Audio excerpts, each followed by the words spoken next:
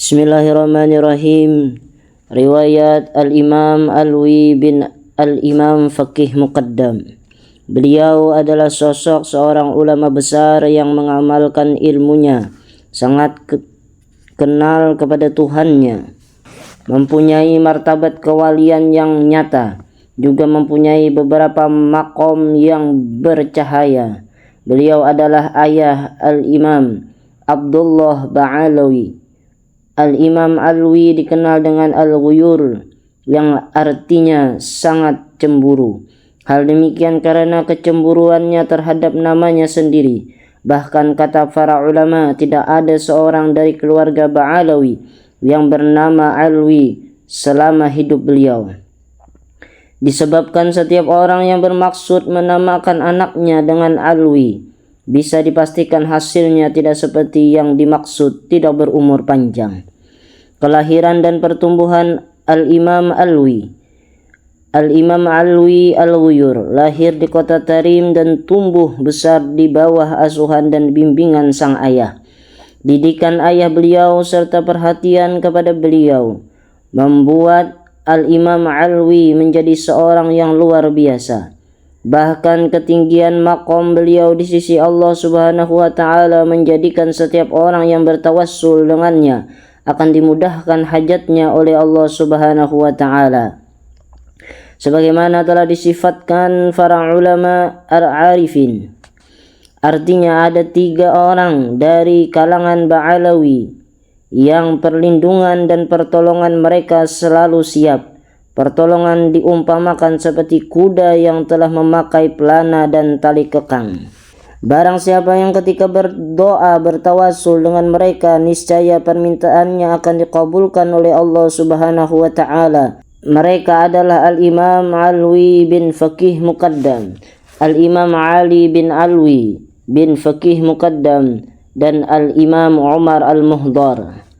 Perjalanan Al-Imam Alwi ke Mekah Al-Mukarramah saat berziarah ke makam Rasulullah sallallahu alaihi wasallam. Setelah Al-Imam Al-Faqih Muqaddam wafat, Al-Imam Alwi lah yang menjadi penerus sang ayah, karena ilmu-ilmu rahasia yang ada pada Al-Imam Al-Faqih Al-Muqaddam berpindah kepada beliau. Dari sinilah beliau mempunyai keinginan untuk memperluas ilmu pengetahuannya ke negeri Mekah dan Madinah dan menunaikan rukun Islam yang kelima. Di dalam perjalanan menuju Mekah, beliau menyempatkan diri untuk belajar kepada beberapa masyayikh, di antaranya Syekh Abdullah Ba'abbad dan Syekh Ahmad bin Abi Juhdi. Hari demi hari beliau tempuh hingga akhirnya beliau sampai ke tempat beliau. Keberadaan beliau di kota Mekah tidaklah kosong dari berbagai macam ilmu ibadah dan seperti umrah, tawaf, salat malam dan lainnya. Di sana juga beliau sempat menimba ilmu kepada ulama-ulama. Setelah beberapa lama bermukim di Mekah, beliau pergi ke Madinah Al-Munawwarah untuk menziarahi kakek beliau, baginda Rasulullah sallallahu alaihi wasallam. Ketika berziarah, beliau menundukkan pandangannya sejenak tepat di hadapan kubah Rasul sallallahu alaihi wasallam. Kemudian mengangkat pandangannya ke atas. Saat melihat keanehan tersebut, salah seorang menanyakan keberadaan beliau. Al-Imam Alwi menjawab, "Aku telah melihat baginda Rasul sallallahu alaihi wasallam bersama 2 sahabatnya, Sayyidina Abu Bakar dan Sayyidina Umar radhiyallahu anhum. Maka aku bertanya kepada Rasul sallallahu alaihi wasallam, di manakah kedudukanku di sisimu ya Rasulullah? Maka Rasul sallallahu alaihi wasallam menjawab, kedudukanmu ada di mataku. Kemudian Rasul sallallahu alaihi wasallam bertanya balik kepadaku, di manakah kedudukanku di sisimu? Aku menjawab, di atas kepalaku ya Rasulullah. Maka Sayyidina Abu Bakar radhiyallahu anhu dikala itu bertanya kepada Al-Imam Alwi, wahai Syekh Alwi, apa yang telah terjadi kepadamu? Rasul SAW menempatkanmu di mata beliau, sedangkan engkau menempatkannya di kepalamu. Akan tetapi Al-Imam Alwi balik bertanya, apa yang dijawabkan atasku? Sayyidina Abu Bakar menjawab, bersyukurlah. Al-Imam Alwi berkata, bagaimana mensyukurinya? Sayyiduna Abu Bakar radhiyallahu anhu menjelaskan, bersedekahlah kepada fakir miskin sebanyak 100 dinar. Al-Imam Alwi terdiam karena di saat itu beliau tidak mempunyai uang sebanyak itu. Tiba-tiba muncullah seseorang dan mendekati beliau sambil menyerahkan satu buah kantong. Ternyata di dalamnya ada uang berjumlah 100 dinar. Dan beliau pun langsung menyedekahkannya. Karamah Al-Imam Alwi bin Faqih Muqaddam. Di antara karamah beliau, suatu hari ayah beliau Al-Imam Al-Faqih Muqaddam pernah menyuruh beliau mengambil rumput untuk kambing ternak milik keluarganya. Kemudian Al-Imam Alwi radhiyallahu anhu tidak membawa rumput sedikit pun. Beliau berkata kepada sang ayah, wajadtuhu yusabbihullaha ta'ala fastahyaitu an aqta'a syai'an yadhkurullaha. Aku mendengar rumput itu sedang bertasbih sehingga aku malu untuk memotong sesuatu yang sedang berzikir kepada Allah Subhanahu wa taala. Pada suatu hari Al-Imam Alwi melewati anak-anak yang sedang bermain. Kemudian beliau berkata, 2 orang dari anak itu akan menjadi orang yang beruntung, sedangkan 2 orang anak lainnya akan menjadi orang yang celaka.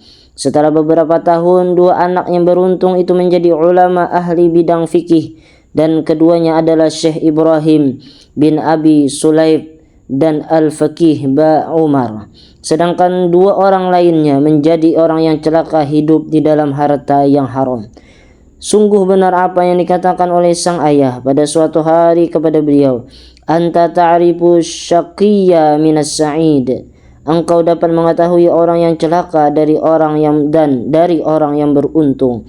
Guru-guru beliau dan murid-murid beliau. Di antara guru-guru Al-Imam Alwi Al-Ghuyur adalah yang pertama Al-Imam Al-Faqih Al-Muqaddam, yaitu ayah beliau sendiri yang wafat 653 Hijriah. Yang kedua Al-Imam Abdurrahman bin Al-Faqih Muqaddam, saudara beliau sendiri. Yang ketiga Syekh Abdullah bin Sa'ad Ba'abbad. Adapun murid-murid beliau di antaranya saudaranya sendiri Al-Imam Abdullah Ba'alawi, Al-Imam Abdurrahman, Al-Imam Ahmad, dan Al-Imam Ali. Kisah keistimewaan Al-Imam Alwi Al-Ghuyur.